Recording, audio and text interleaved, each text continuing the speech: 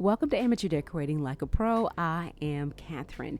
I wanted to go ahead and give you guys the DIY for creating that recycled canvas in the living room. Now, as you saw earlier, I took a box cutter, I removed the canvas, cut along the sides, and then pulled away the edges wearing a pair of gloves. And it was pretty easy to come away from the canvas.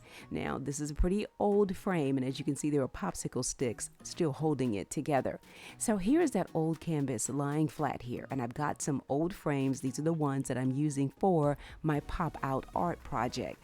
So as you can see, I will still have future use of this canvas, and I'll be able to cut it smaller and place it inside these frames, and it'll be beautiful. That is absolutely stunning with those rich greens and blues and gold leafing. So that art is going to stay around and come back in the spring. You can purchase any canvas you want and decrease it down to smaller sizes using this technique, and then take the frame and attach fabric to it in an upcycle and do something else with it in your house. So don't limit yourself to what you see. There's always possibilities for recycling art.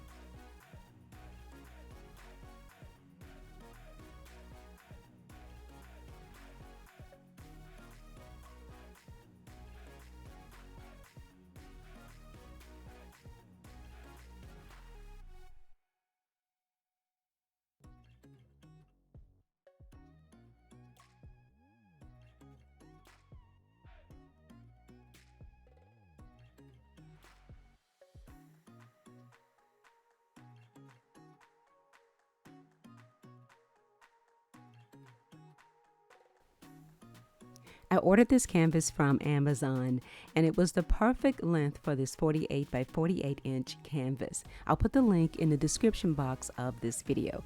And with a heavy duty stapler, you can go ahead and reattach it to your frame. Now, do keep in mind, you can also buy the boards, 1x2 boards from Lowe's, and make a frame. I've already shown you guys how to build a canvas before. I'll link that video to this video so you can go back and reference that and build these canvases any size you want.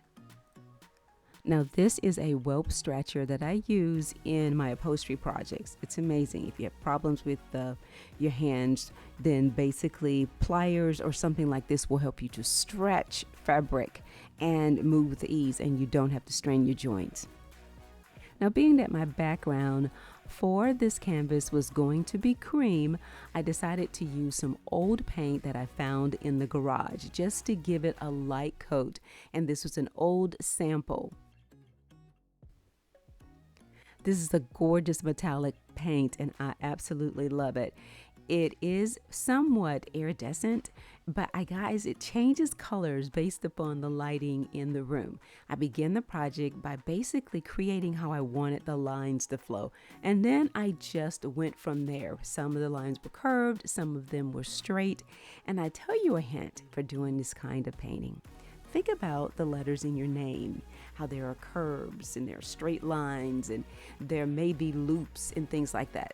That's what I thought about, so I could tell the story a little bit more fluidly using lines. Now, notice the size of the brush that I'm using to paint the painting initially. It's the type of brush that you use to trim out your baseboards and crown molding. And of course, the first thing you do is establish your pattern and your layout with just one coat of paint. You're going to go back and make the painting more richer and the lines more bolder a little bit later.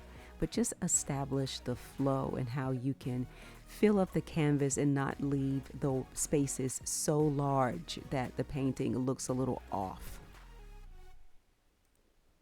You know what else made this project really fun? Some nice jazz playing in the background. It was so relaxing, and I'll be honest with you, I did most of the painting in my pajamas.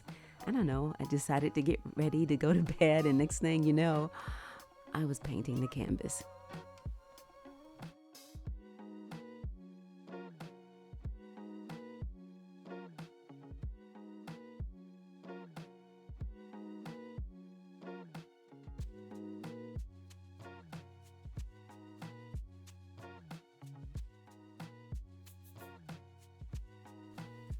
You can dip your brush in a little water and you'll get a more translucent effect along the edges especially. And I thought that was a very pretty touch.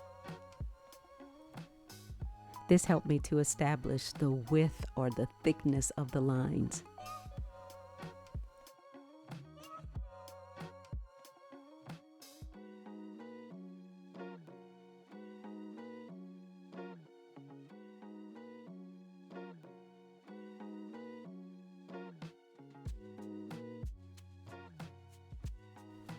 So now as you can see, the lines get a little bit more richer the more layers of paint that I put onto them.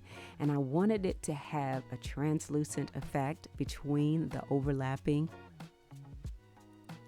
I wanted the painting to look like beautiful ribbon that was just floating downward into a nice little pile. And then to finish up, I used an artist brush, a more compact brush, to clean up the lines and fill them in.